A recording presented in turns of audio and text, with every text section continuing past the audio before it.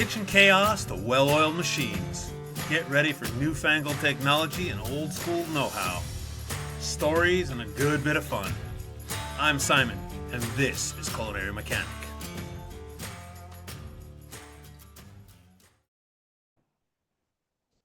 Joining me today is Chef Ismail Torres. He's got Chef Ismail's Kitchen Quest, his podcast. You got Rough Chop, and that is your private chef. Is that a private chef and catering service kind of feel? Okay, Yeah. cool. Looking to get a restaurant open. I love that. We need people who love what they're doing to do restaurants. So, Ismail, welcome to the show. I'm so happy to have you here. Thank you so much. Appreciate it. Right on. Um, it has become my norm to kind of cut through all the stuff and just press on the gas because it's culinary mechanic, and say, how'd you get into this industry? How was this? How did this start, man? Yeah, no, I started off in the industry when I was 15 as a dishwasher and a busser at the happiest place on earth, and was doing that for maybe a year or so, and I had asked to transition into prep work, but at the time I was only I was underage to hold a knife within the company. So as time went on, I ended up becoming a prep cook, and that's when I really learned how to hold a knife and how to cut through fruit and all that stuff. So I thought that was like the perfect way to learn. But even before then, it's a funny story on how I started to learn how to cook was because of my dad. My dad had actually came into my room one day and asked if I wanted breakfast, and of course, I said yes. And my dad said, "Well, get up and get it yourself." And so that's essentially how I learned how to cook for myself. Because I mean, at the end of the day, your parents are only going to live for so long, and you're going to eventually have to learn how to take care of yourself. So that's kind of the way I did it. Nice, nice. Was there anything in like as you got into it, was there anything that really like made you go, "Wow, this is where I want to be"? Like what were those things? Because I feel like every time I talk to a chef, there's always something. Yeah, you know what? At first, it became this the culinary world became was kind of like a how do you call it? It was a necessity for me. I was working two jobs, and going from point A to point B to go from one restaurant to another restaurant. And here in California, you don't get paid as well as a line cook, because it's just the way it is, right? Of course, businesses are trying to profit and so forth. So for me, it was a necessity. My son was just born back in 2012, and I was taking care of him. And so the reason why I wanted to become a chef or even a manager was because I got tired of traveling from point A to point B to point C. And it was, again, maybe it was more of a necessity thing. Eventually, I got to a point where I started to fall in love with cooking, because people were telling me, "Oh, you're so good at it. You're, creative, and so forth." So, um, I dropped the whole police academy thing. I stopped applying to multiple police agencies, and decided to follow through on cooking and focusing on it. It wasn't until I started working at a rehabilitation center where my chef was very adamant on learning how to cook, learning how to handle the knife a lot better, technique, not just the knife technique but also cooking techniques, understanding different knives, or yeah, different knives and what they all do. And that's pretty much how I got into it. And even actually before that, even at the happiest place on earth too, one of the chefs out there, Chef Jason, helped me a ton. He let me borrow his cookbook. He let me borrow his textbook, And that's when I really started to, get into French cooking and understanding what Nice. my mother's sauces were and stuff. I love it. Yeah. It's funny, you hit on something right on the head for me that is so elemental, and that is people who are willing to devote their time to teaching the people around them, Right. right? Like we all have them. We all have those mentors. We all have those teachers that they just they take the moment, right? And sometimes that's all it is, just to take that moment to say, here, do it like this. You will like this way better. Right? So I'm glad that you had that. I'm glad that that's an elemental moment for you because it's so important, man. And quite frankly, just looking around the world, I see like that has slipped in the last few years, So well, Yeah. No. cool. All right. Go ahead. Go ahead. Yeah. No. I'm sorry. I thought, he played such a crucial role in my career. And again, I wasn't like trying to be a chef or anything like that. I just wanted to understand what I was doing when I was cooking and so forth, and why they had said, to, you know, uh, shifting on this, and this is why we're doing this. And then, back to the rehab, um, it got to a point where it was a little too difficult for me, that position, because it was scratch cooking. And even in before that, I was, working at sports bars and stuff like that. And not to downplay that, because I think that working at sports bars, I learned the importance of moving with a sense of urgency. Um, but working at the rehabilitation center, I was working from scratch, and then on top of that, we were rehabilitating our I guess patients, to get back on their feet, and through the power of food. And so, I got to a point where I felt like it was too difficult, and I didn't believe in myself. I just decided I wanted to quit. And so I had handed in my 2 weeks notice, and Chef Marco, who was my chef at the time over there, looked at my 2 weeks letter, and he just ripped it up, and he says, "You can quit when I tell you to quit. Get back in the kitchen. You're gonna, essentially go from there." But thanks to him, I mean, I wouldn't be where I'm at today if it wasn't for him. And at the end of the day, like he forced me to stick it out and not just quit when things got hard. And that's something that I took, to heart for, moving forward. That's awesome. Um, Good job, Chef Marco. Because man, we all need more of those. We really do. Yeah. Um, So how does that like those are some pretty great like beginning experiences.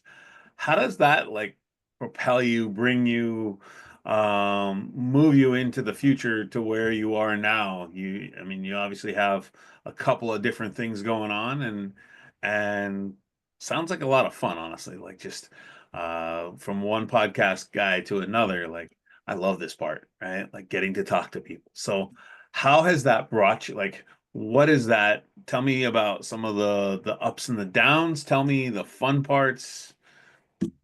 Tell me a story, man.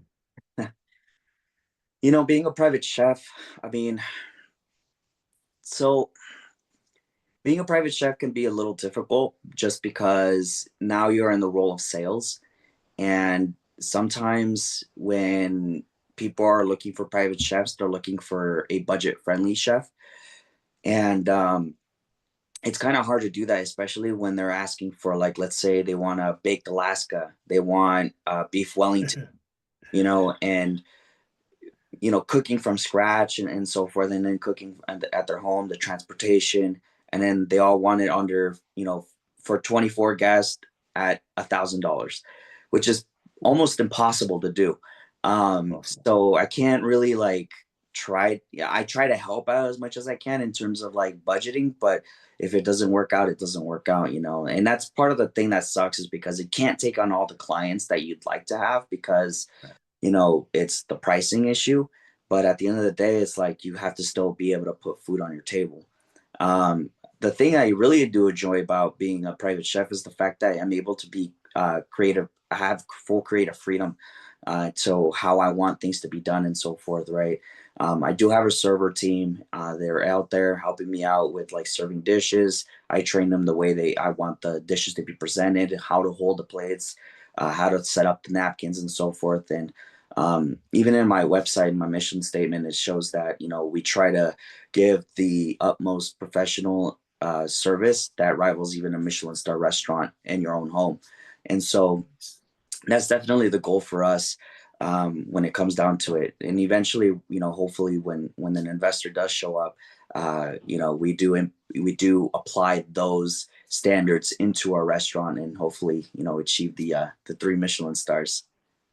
Yeah, man. It's funny. I joke with people sometimes. I'm not that old, right?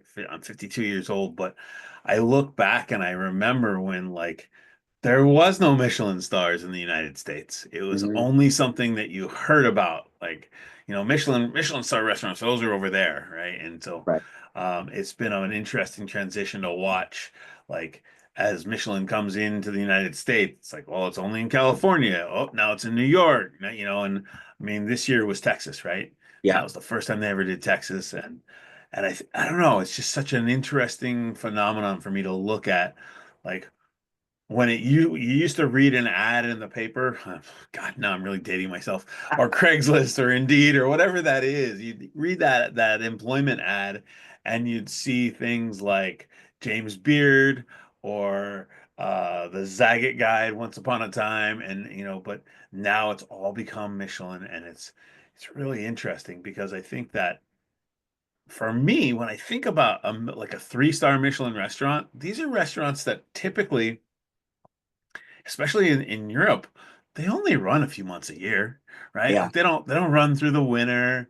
And so I always laughed. I'm like, how the hell do you translate that ultra exclusive idea of a restaurant that is like a journey to get to, right? You look at El Bulli, you look at some of these other restaurants in Spain, they're out on the middle of freaking nowhere. How do you translate that to something in the city that is so busy and so like it's just such a different element, different animal. So I applaud you for having the stones to go after that. Me personally, I aim for to like as I'm helping clients, I just tell them I'm like one plate of food, one plate at a time, make it awesome. And it doesn't have to be highfalutin food. It has to taste good, it has to look good. And I think beyond that, like you can do a million and one things. But I think it's a really interesting shift that we're seeing, right? People wanting to do it. Um, Yeah, no, I mean the cool thing about Michelin is that it doesn't have to be that high end food. You don't have to have truffle on everything. You don't have to have, escargot and all these other ingredients on there. Because even the perfect example was the restaurant in Mexico de F, right? Where they had the tacos and that's it. That's the yeah, only thing they had. And they earned a Michelin star, and part of that is because, it has to do a lot with marketing. It has to do a lot with understanding your ingredients. It has to do with the level of service that you're giving out to your guest, and every time I go out to eat in Mexico, I mean, the people there it doesn't even matter. It goes from like to Puyol to the small, churro stand. Everybody's super nice to you, and I think it's just the culture in general. absolutely. I would agree. Some of the sweetest people ever. And they're excited about what they do, right? Hmm. It's what I try to bring to whatever I'm doing, like I don't think it matters. I think if you've got a hot dog stand, make it the best damn hot dog stand you can do, and serve something that you feel is indicative of your best. And oh wait, and have a little fun along the way. Right. Right. Um, I I marvel at how like it's easy to look at some of the dramatization on TV, and I mean, we can call him out. Gordon Ramsay, he's not afraid of anything. He makes that intensity look like it's every day. But I think that even he would say that not every day can be quite that intense, you Hmm. know. So I don't know. It's fun. I think it's really important that we remember to have fun in whatever we're doing, right? Because I think that it comes through, right? Um, my grandmother, I'm half Mexican myself, and my grandmother would tell me that she would never make salsa when she was angry. And I said, why? She says, because it comes out too hot. Right? It's a saying Yep. thing. Like angry cooks, like freaked out, stressed out cooks don't actually make better food than cooks who are in an environment where they are safe and able to do things. So tell me how the podcast came along. I don't know about you, but I did not get into the restaurant business to spend all my time in a cramped little office. I love being in the kitchen, out on the floor. And if you're nodding your head right now, I want to introduce you to an amazing company called Starfish. Look, I've gotten to know their CEO, Jordan, recently, and what they're building really impresses me. They're using AI to read your P&L, and they're going to email you actionable insights every week so you can lower your costs and increase revenue. Best part is you don't have to spend time digging through your P&Ls, poring over reports in that cramped little office. Starfish is going to do that for you so you can get back to the part of the business that you love. If you're interested, go to their website, use starfish.com. That's USE starfish.com. And tell them Simon sent you. So the podcast came along because it's something that I've been talking about for years. And part of that was obviously because of Joe Rogan, right? I think that he played a big role in me wanting to do a podcast because at the time when I was like starting to get my bearings in the culinary industry, I didn't really know of any podcasts at the time that did more like that talked about food, that talked about chefs, and the ones that I did find, they were kind of maybe they were just starting out and they were working their way up. But I said to myself, you know what, one day I'm gonna buy a microphone. I'm gonna you know set up my little area, the things I like and stuff, right? And just start talking to some of the best chefs in the world. Who can I get on, and luckily, being a private chef leaves me some free time. So I said, well, now I think this time is, better than no time. And then now I'm gonna, go from there. And so being able to start to not only talk about my journey with like my series of words of a chef or words from a chef, and talk about my personal experience, how I overcame them, and maybe how someone can benefit from that.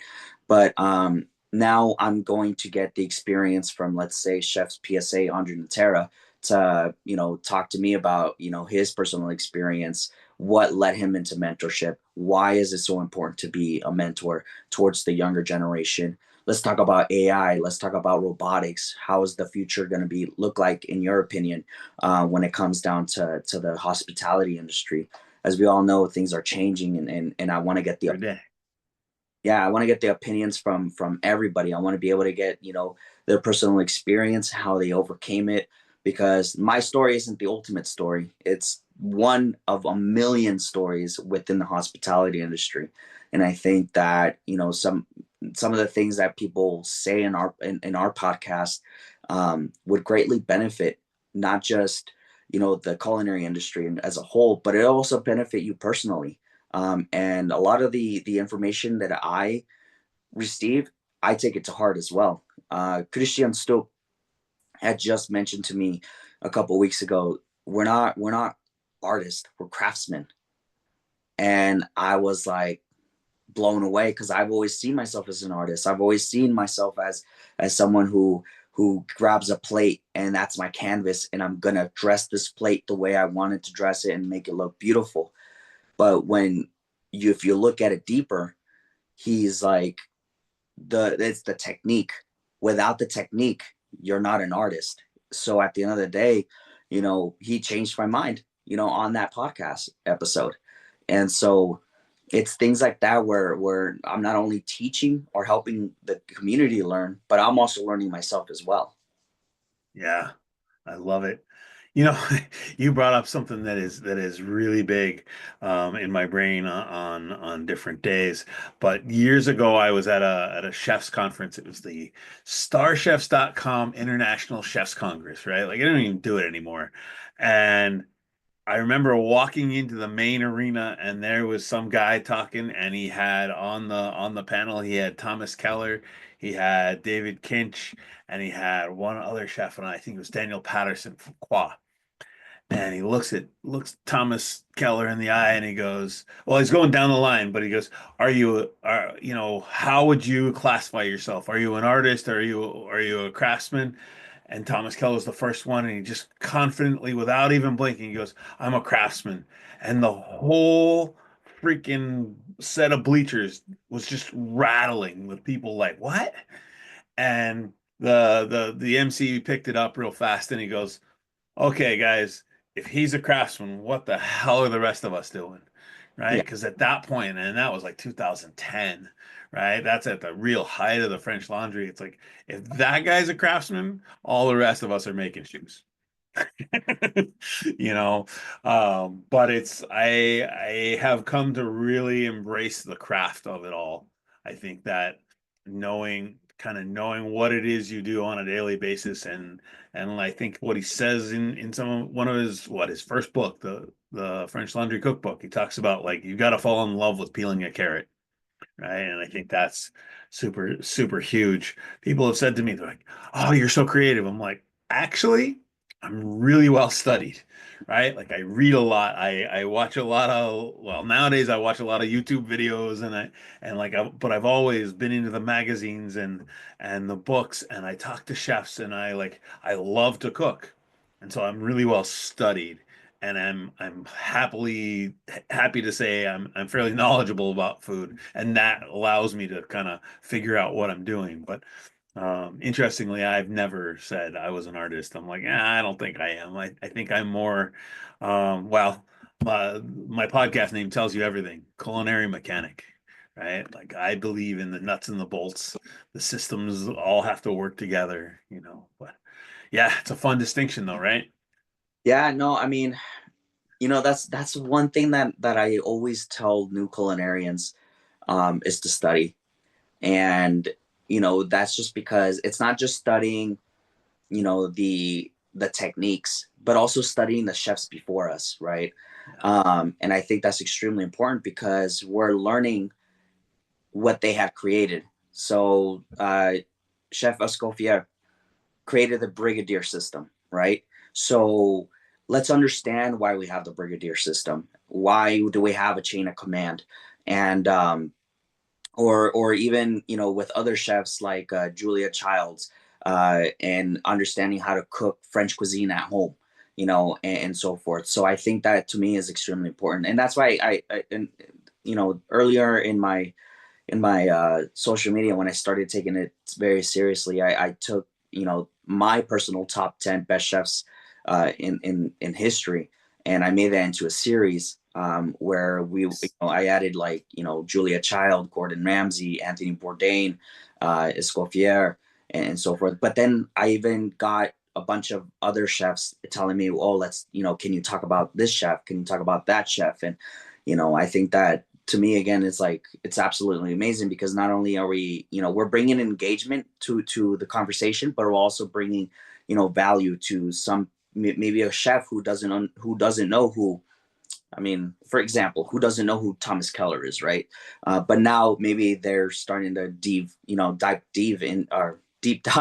into the who Thomas Keller is, where are his restaurants and so forth. So I think that to me is extremely important that we study not only the technique of the food and the flavors and so forth, but also the chefs um, who led the way to where we are today.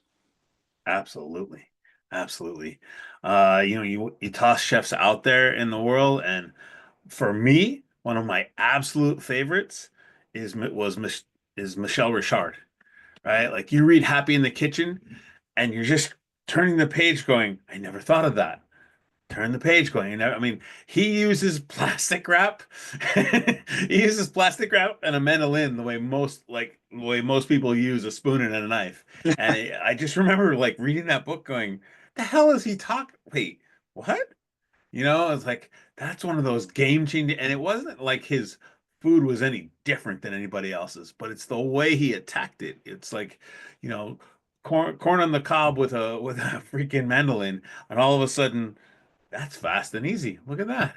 You Hmm. know, just the little things. I love that stuff. Like that's just where I become an absolute like stupid little kid geek going, look at what happened, look at what I can do, you know, and just the joy, the childish joy of things. Um, you know, I look at that book, uh, and I'm gonna assume you know this name, but Alfred Portali. Gotham Bar and Grill. So going back to the 80s and 90s, like that was the guy who was really all about like the tall food, right? He was one of the first ones who was like standing up lamb chops like a freaking tripod. Um, I mean, if you had seen some of the pictures of the food I was doing in the late 90s, you'd be like, what are you doing, dude? Like it's not like knock it off. That's bad. But that guy was epic, right? Like the Gotham Bar and Grill back in the day was nobody'd ever done that. Nobody'd ever really thought to do it. You know, he was also the first guy that really talked more about acid than anybody had ever seen. Like he was a proponent of like having bottles of lemon juice and lime juice, like having his prep cook squeeze it in the morning, having bottles of vinegar, and he would have in that book he talks about the recipe and then he's like further seasoning notes and he like talk about how to like go after the flavor afterwards, right? It's just like, huh, I never thought of that before. You know, so yeah, no, I love it. I love the I think that there's nothing more important than passing down of information, right? Yeah. So again, going back, you said earlier like a teacher, right? Like I was talking to somebody recently and he's like, "Yeah, I want to be the best I want to be the best cook in the kitchen I'm in." And he's a young guy who's trying to be a sous chef. And I said, I'm going to challenge that by simply saying, be the best teacher, be the third best cook. Don't worry about being the best. Being the best teacher and really like getting people to learn around you and with you will mean that when it's time to promote somebody, it'll be easy to promote you because you've already like demonstrated the thing that we need most in kitchens. And most chefs will be like, yes, let's take that guy because he people listen to him. And that's half the battle, right?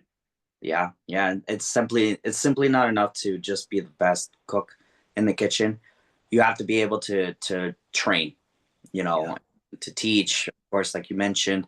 And it without that, then you can't really be a leader if you're not able to show, or to teach. And that's one thing that I really that's I've had some chefs who would gatekeep and not teach you anything, and he just says Uh, just do it the way I tell you because I'm telling you to do it. And quite frankly, like, and I'm not sure if this is a universal thing or not, but those are like the worst chefs out there, because you're not gaining any knowledge. They're usually toxic, and usually it's just something that you just can't work with around, and that those are the chefs who usually have the high turnover rates. And then maybe the owners start to ask, like, why do we have such high turnover rates, what's going on, and so forth. So I definitely agree with you on that. You have to be the best teacher in order to move up, because if you're not able to train, then your team's not going to be up to par. no, it's just too much. It's a breakdown, and I think that there, I'm not 100% certain what has happened, but I feel like in the last 10, call it 10 or 12 years, like it's degraded. I feel like well, I have a theory that it's the competition cooking shows, the prevalence of me, and I want more we. You know, like how do we succeed? Because I think that the idea that you're going to succeed all by yourself, man, that's a long road, and it's kind of sucks. Yeah. It kind of sucks. You Yeah. No, know, you do have to disperse the work. And I learned that the hard way, because there's things that there was a moment when I first became a chef, with the title chef, and I thought the mentality I had was, if I want something done right, I'm gonna do it myself. Excuse me. If I want something done right, I'm gonna do it myself. And so, um, it left a bad taste for my cooks, because, again, I wasn't being that teacher for them. right, And then on top of that, I'm overloading myself and putting a lot of stress, because I want the sauce done right, but then I also have to do my inventory, and I have to do my, you know, uh, interviews and so forth. But I want this steak to be cooked a certain way, the right way, and not have to worry about the food coming back. And so, being able to trust your team and then to train them, I think that to me was like the most difficult part, was, just being able to let go of some of that responsibility and trust my team to take care of it, rather than, me handling everything and plus the admin work. right. Yeah, I mean, I worked for a guy probably 30 plus years ago, and I remember him giving a tour of the kitchen to somebody, and I don't remember who it was, but I just remember hearing him talk to that person. And he said, I'm in the kitchen every day, but at this point, I jump in when it's busiest and I help to run the show, but as soon as that kind of dies down, I jump out. He goes, because the reality is I've worked the last 10 years to get everybody really good at what they do, that now I'm not the best anymore. He says, and that used to be my goal. He says, and now my goal is to maintain that. And that was something I stuck in my hat for a long time. And I don't think one of those things, I don't know if I even heard it back then. But one day something happened and I was like, wait, that's what he was talking about, right? Like you don't have to be the best. In fact, if you're really honest, you don't want to be the best, right? You might want to be the best organizer or the best planner or you know what I mean? The best conductor. Let's be the best at that, right? That way you can pull some levers, you can pull some strings. But yeah, um, it's fun. That for me is like the essence of leadership. As I'm talking to chefs around the world. I talked to a guy from Fiji last week, and man, that was a great conversation. I learned something from him. He says, that the Nepalese cooks that we have here, he says they don't understand sarcasm. I said, what do you mean? He says there is no space in their culture or their language for basically for sarcasm or for joking, for an insincere. He says, so if you say something, if you're joking with another cook and you talk about their mom or you talk about something like that, he says, with those guys, you get a knife to the throat. I was like, okay, good to know. Don't talk about the Nepalese cook's mom. Got it. You know. But So, it's that, right? It's like yeah, leadership and then culture. So, yeah, no, definitely. Oh man, that was a question I wanted to ask you. Forgot. okay. That's okay. I'm gonna ask you one. What what would you say are like, I think, what would you say in your daily life, your daily work, what are parts of the work that make you just excited? Like what are the things that give you what I would describe as a visceral reaction? It's like when your neck gets a little tight and the blood starts pumping here and you're like, yeah, and the blood, you can feel your face get a little hot because you're excited. What are those things for you? I think before service starts, that to me is like, man, engines are revving. I'm ready to go, and and my team is ready to go. Everybody knows exactly what they're doing. I'm thinking to myself, did I miss something? What's going on? And so forth. And once we start to go, I think that's something that I also enjoy, is the heat of the moment. Right. I just had my Valentine's Day dinner pop up, and I was so frustrated with myself after the dinner because I didn't take any photos. I didn't do any of that stuff. But when you're in the moment, like you don't care about that stuff. You just care about making sure that your food is done right and that your guests are happy, right? Yep.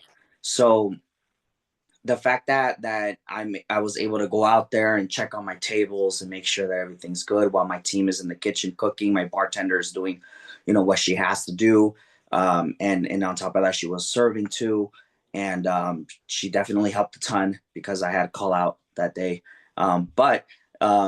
It's things like that where I'm like problem solving. How do we handle this? Is my team competent enough to be able to handle this type of dinner, this type of you know, plating, are we ready to move forward and so forth like that. But to me, of course, it's got to be before service starts, just like right there when it hits 5 o'clock, then like that's where Boom. I'm like, super happy.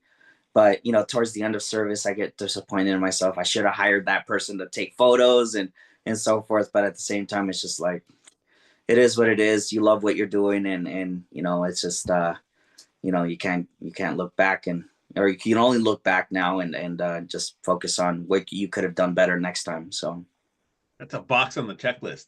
Hire and schedule photographer. Right? That stuff's important too, man. Like I'm awful at that. I have so many, even in my personal life, I have so many experiences like that was phenomenal. Look back at my phone 2 days later and it was like, oh you know. Whereas I also have friends who were just like snap, snap, snap, snap, snap, yep. snap. Um, yeah. All right. Next question is what's a win in your day? Like how would you say like when you finish your day, like that was a win?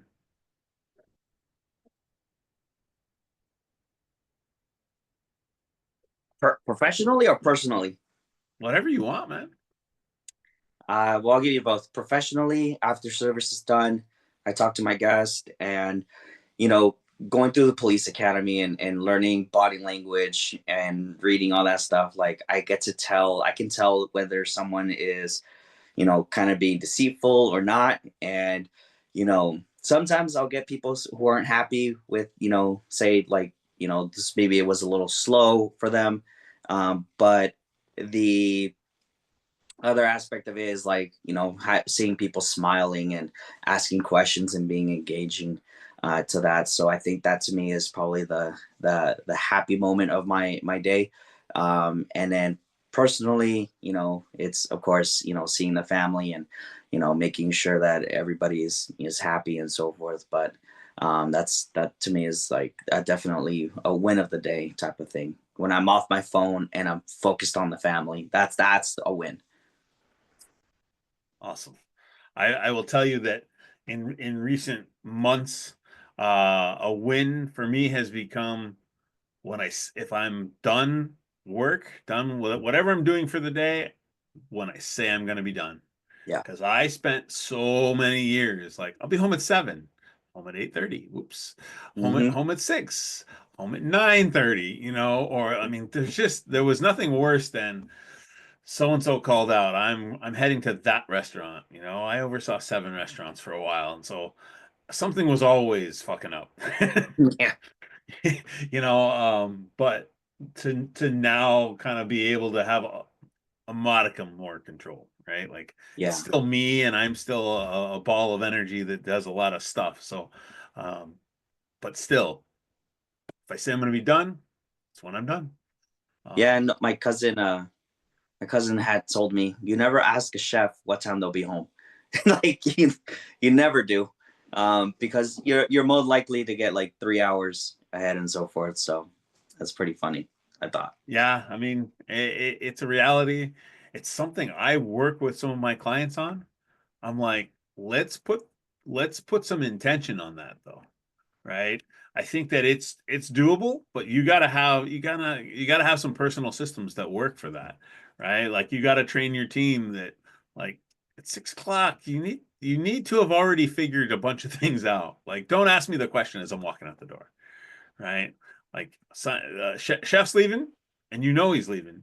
So, and you know he likes to leave at 6. So ask that question at 5. You know, and disasters are disasters. But how do we keep from creating disasters, I think. Well, Ismael, thank you so much for coming and playing in my sandbox, man. I can't tell you, like we covered some ground. We got to talk about some fun little things in the world of culinary. I think that there's some real fundamentals of teaching and mentoring that um, I love it when our listeners can hear that kind of stuff. I think especially from a private chef, right? Because a lot of the chefs I talk to are in either resorts or restaurants and big operations. But to know that your little piece of the world still operates the same way, that's good stuff.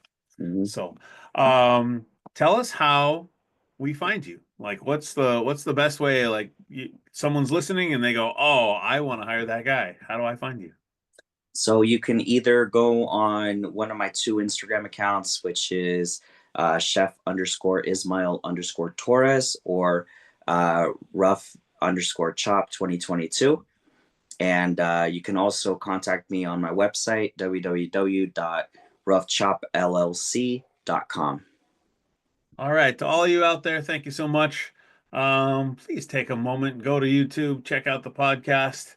If you're on Apple or Spotify, leave us a 5-star review because we appreciate it. The following gets just a little bit bigger every week, and you know, that's the good stuff. So, once again, Ismail, thank you so much. And to all you out there, I'll catch you on the flip side. Thank you.